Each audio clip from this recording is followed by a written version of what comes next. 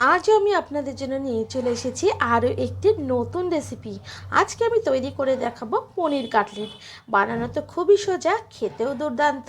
চলুন না কী করে বানাতে হয় এই কাটলেটের রেসিপি দেখে নেওয়া যাক। ভালো লাগলে অবশ্যই লাইক কমেন্ট শেয়ার করবেন।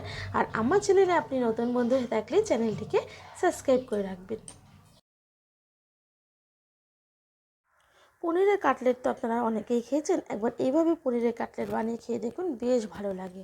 প্রথমেই কাটলেটটা বানানোর জন্য নিয়ে নিয়েছি 200 গ্রাম পনির আর এরকম একটা সরু মুখওয়ালা গ্রেটার। এরকম গ্রেটার তো সবার ঘরেই থাকে অ্যাভেলেবেল, তাই কোনো রকম অসুবিধা হবে না।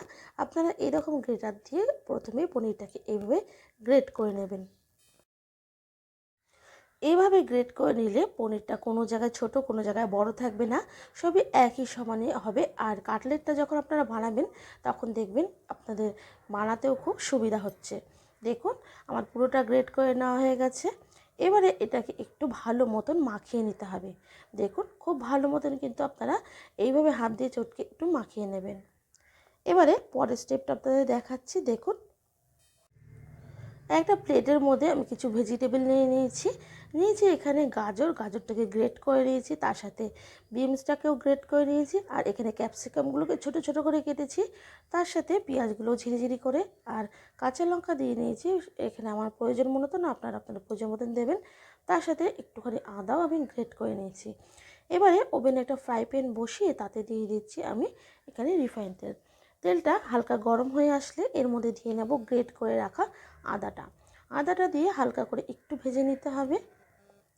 এইভাবে একটু করে নেওয়ার পরেই আপনাদের দিয়ে নিতে হবে কাঁচা লঙ্কা আর পেঁয়াজ আর কাঁচা লঙ্কা আদাটাকে একসাথে আরও 1-2 মিনিটের মতন এইরকম একটু ফ্রাই করে নিতে হবে। দেখুন আমার একটু কিন্তু ব্রাউন হয়ে এসছে। এই পর্যায়ে আসার পরে দিয়ে দিচ্ছি গ্রেট করে রাখা গাজর, বিনস আর ক্যাপসিকামটা। এবারে সমস্তটাকে আরও 2-4 মিনিট ধরে কিন্তু আপনাদের ফ্রাই করতে হবে।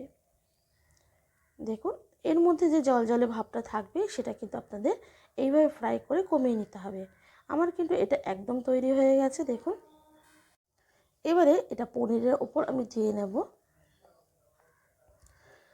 নেওয়ার পরে এর মধ্যে দিয়ে দেব আমি কিছু কুচিয়ে রাখা ধনেপাতাটা দিলে খুব সুন্দর একটা ফ্লেভার আসবে, অবশ্যই দেবেন।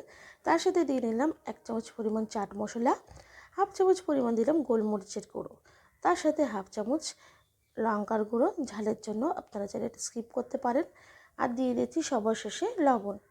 এবারে সমস্তটাকে একসাথে করে খুব ভালো মতন মাখিয়ে নিতে হবে। দেখুন খুব ভালো মতন কিন্তু আপনাদের এটাকে চটকে একটু মাখিয়ে নিতে হবে। মাখানোটা যত ভালো করতে পারবেন কাটলেটগুলো কিন্তু তত ভালো তৈরি হবে। দেখুন আমার কিন্তু খুব ভালো মতন মাখিয়ে নেওয়া হয়ে গেছে। এবারে এর মধ্যে থেকে অল্প একটু তুলে নিয়ে হাতে এরকম লাড্ডুর মতন প্রথমে পাকিয়ে নিতে হবে। এরকম একটু গোল করে নেওয়ার পরে অন্য হাতের তালুর মধ্যে রেখে একটু এরকম চাপ দিয়ে নিতে হবে। এরকম চাপ দিলেই দেখবেন জিনিসটা একটু চ্যাপ্টা ধরনের হয়ে যাচ্ছে। আর সাইডটাকে একটু সমান রাখার জন্য এরকম হাতের নিচে একটু ঘুরিয়ে ঘুরিয়ে নেবেন, তাহলে দেখবেন শেপটা খুব সুন্দরভাবে তৈরি হয়েছে। দেখুন আমার কিন্তু এইভাবে কাটলেটগুলো সবগুলোই বানিয়ে নেওয়া হয়ে গেছে। দেখুন সবগুলো কিন্তু একই সাইজের তৈরি হয়েছে। এবারে একটা বাটি নিতে হবে, তার মধ্যে দিয়ে নিতে হবে 2 চামচ পরিমাণ কর্নফ্লাওয়ার আর তার সাথে 2 চামচ ময়দা। এবারে দিয়ে নেব সামান্য একটু নুন আর অল্প করে গোলমরিচের গুঁড়ো।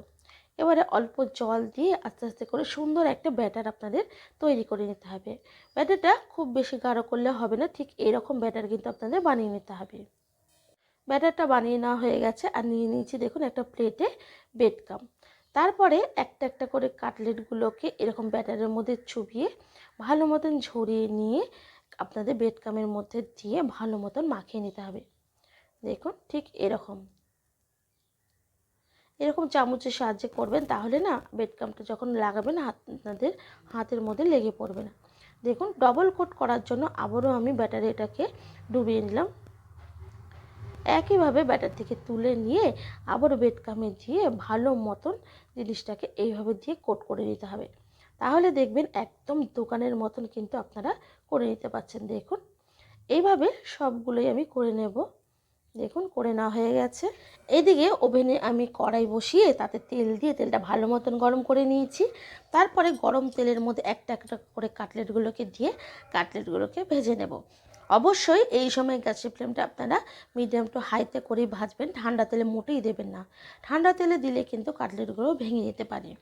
একটা পিঠ হয়ে গেলে অপর পিঠটা উল্টে আমি এরকম করে আস্তে আস্তে করে ভেজে নেব। আপনারা যতক্ষণ না পর্যন্ত এই কাটলেটের মধ্যে গোল্ডেন ব্রাউন কালারটা চলে আসে ততক্ষণ কিন্তু আপনারা ভেজে নেবেন। দেখুন আমার কালারটাও চলে এসছে আর ভাজাটাও খুব পারফেক্ট তৈরি হয়ে গেছে। এবারে আমি এগুলোকে তুলে নিচ্ছি। একইভাবে পরের কাটলেটগুলো সব ভেজে তুলে নিলাম। দেখুন একটা প্লেটে সার্ভ করে আপনাদের দেখাচ্ছি, দেখুন কত সুন্দর তৈরি হয়েছে। শীতকালে সন্ধেবেলায় এরকম গরম গরম কাটলেট যদি থাকে তাহলে আর কি চাই বলুন, পুরো সন্ধ্যাটায় কিন্তু একদম জমে যাবে। আর বাড়িতে যদি কোনো গেস্ট আসে তাদেরকেও যদি এভাবে আপনারা কাটলেট বানিয়ে খাওয়ান, তারাও খেয়েও কিন্তু আপনার ভীষণই প্রশংসা করবে। বানানো তো খুবই সোজা আর খুব তাড়াতাড়ি বানিয়ে ফেলা যাচ্ছে এই কাটলেটটা। তাহলে কিন্তু বাড়িতে অবশ্যই এইভাবে পনিরের কাটলেট ট্রাই করবেন, খেয়ে দেখবেন কেমন হয়েছে। কমেন্ট করে জানাবেন, ভালো লাগলে অবশ্যই লাইক করবেন, শেয়ার করবেন। আর আমার চ্যানেলে নতুন বন্ধু হয়ে থাকলে চ্যানেলটিকে সাবস্ক্রাইব করে রাখবেন, পাশে থাকা বেল বাটনটা অন করে দেবেন যাতে আমার ভিডিও সবার প্রথমে আপনাদের মোবাইলে পৌঁছে যায়।